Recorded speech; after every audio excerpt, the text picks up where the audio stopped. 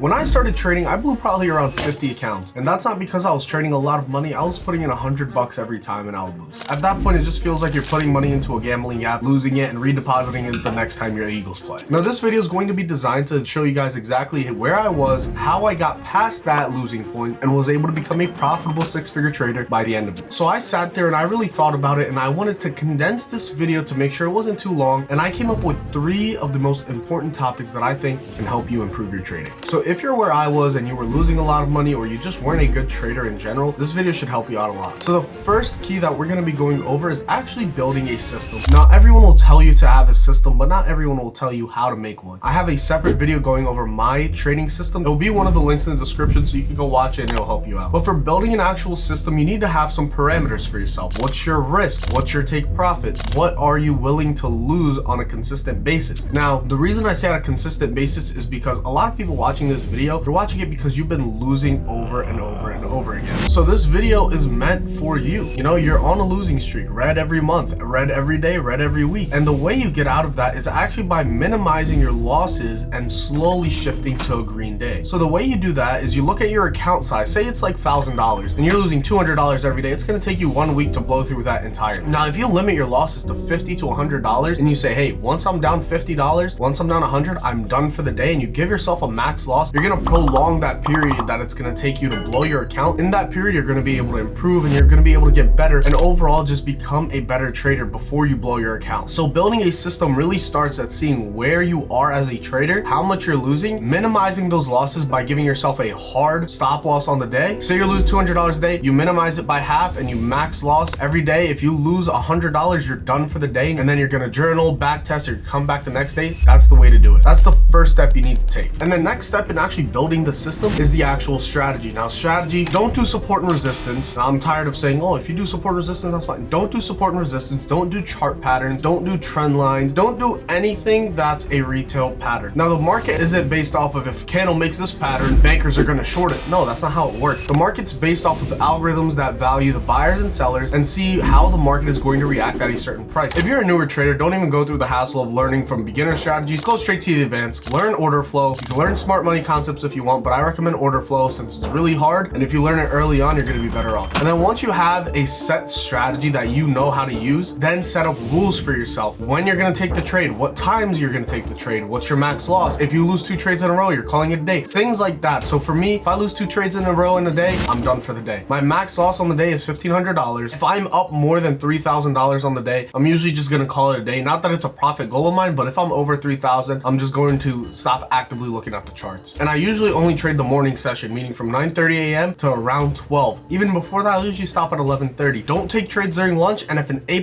setup presents itself during the afternoon session, then I'll take it. But over that, I try to avoid the afternoon session and I avoid lunch entirely. And the way I actually got to this was actually my second key, which is journaling. I journaled my trades over and over and over, and I saw my most unprofitable hours where I would give back most of my gains was during lunchtime into the afternoon session. So what I started to do in the afternoon session is I just completely stopped trading lunchtime and the afternoon session for a while. The reason why is because I journaled my trades and I saw that I would make money in the morning and end up giving it back by the afternoon. So once I just entirely removed the midday trading and afternoon trading, I started to keep my profits instead of losing them into the end of the day. And that's really what helped me a lot. And I think people overlook journaling so much. So TradeZella is actually one of the best journaling platforms out there. If you don't want to use TradeZella, you could just get a simple notebook and write your trades down, but it just makes it a lot harder. And let's be honest, you are not going to put your trades in on a red day. If you were, you would have done it already. But with TradeZella, it automatically syncs if you're using a proper broker like Thinkorswim, which is what I use. It automatically syncs your trades. So with or without you, your trades are going to get journaled and marked down. So once you're there, you might as well just journal and see what you're doing wrong. It's probably the best thing you can do for your trading. And then the third and final key, actually being